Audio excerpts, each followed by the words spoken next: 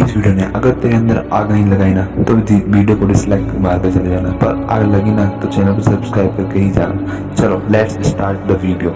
एक बंदे को उसकी कंपनी बेचने के बाद 100 करोड़ मिला था। उसने वो सारा पैसा अलग अलग बिजनेस में लगा दिया और खुद रहने से नहीं लगा। कोई पागल भी कर सकता है ना ऐसा, क्योंकि कोई नॉर्मल इंसान होता तो गाड़ी बंगला खरीदने में ही बहुत सारा पैसा खर्च कर देता। ये पागल इंसान और कोई नहीं, एलन मस्क, जो आज की कई कंपनी का मालिक है और आज इनकी नेटवर्क 1,40,000 करोड़। और ये सब पागलपन और जिद का नहीं नतीजा है, क्योंकि पेड़ के साथ चलना तो बहुत आसान है, तो पागलपन ही चाहिए भीड़ से हटकर कुछ करने के लिए। जिस बंदे को उसकी भारी आवाज से रेडियो से रिजेक्ट कर दिया था और वह मुकाम हासिल किया, जिससे कई लोग सिर्फ सपने ही देखते हैं। और जी हाँ, मैं बात कर रहा हूँ अमिताभ बच्चन की। उसकी पहली सुपर मूवी जंजीर आने से पहले उनकी 17 मूवी फ्लॉप हो चुकी थी, फिर भी उन्होंने अपनी जिद नहीं छोड़ी और आखिरकार कामयाबी को अपनी जिद के आगे झुकना पड़ा। जी हाँ, मैं बात कर रहा हूँ अमिताभ बच्चन, जो कि द मूवी ऑफ गॉड है। विराट कोहली का एक ऐसा ही किस्सा है जो क्रिकेट के लिए उसका पागलपन, उसकी जिद को बयां करता है। 2006 की बात, विराट कर्नाटक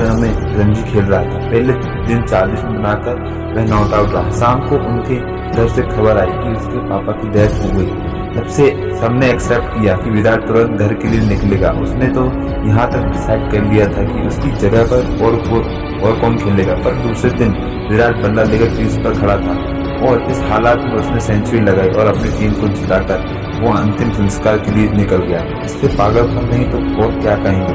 लाखों में से किसी एक के पास ही ऐसी जिद का पागलपन होगा और वही कुछ हटकर कर जाता है। दिन को 15-15 घंटे काम करने के लिए एनर्जी चाहिए, नहीं वो जिद हो, वो पागलपन होना चाहिए। क्योंकि ऐसे जिद, ऐसे पागलपन लोग परसेंटेज में नहीं, नंबर में नहीं। ऐसे एक जिद और पागलपन से मंजी हुई कहानी है दर्शन मांझी की। अपनी पत्नी को वक्त पर हॉस्पिटल ना पहुंचा पाए क्योंकि उन्होंने गांव से हॉस्पिटल के बीच ही एक बहुत बड़ा पहाड़ था और उसी वजह से उनकी पत्नी का देहांत हो गया। और उसी गुस्से को उसकी अपनी जिद में बदल दिया और उस पहाड़ को केवल छेनी हथौड़े से 22 साल में 55 किलोमीटर का पहाड़ तोड़ दिया। यह पागलपन नहीं तो क्या है। ऐसी जिद तब पैदा होती है जब दिल टूटता है। कुछ लोग तो इसमें बिखर जाते हैं, पर जो इस दर्द को गुस्से को जिद में बदल देता है उस बंदे को रोकना नामुमकिन हो जाता है।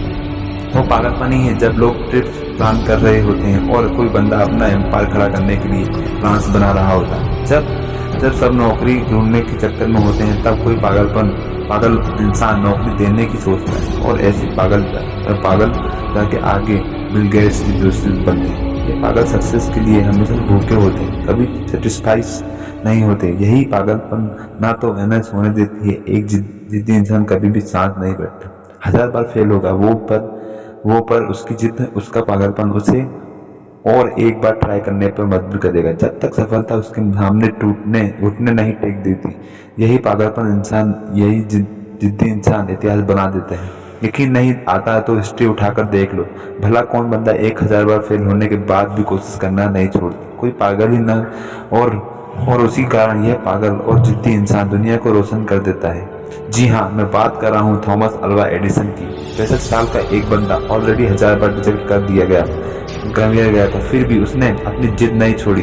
KFC जैसे होटल्स की चेन खड़ी कर दी। जिस बंदे को अंग्रेजों ने उनके होटल में नहीं आने दिया, इस बंदे ने जिद पकड़ी और दुनिया का सबसे बड़ा होटल ताज बना दिया।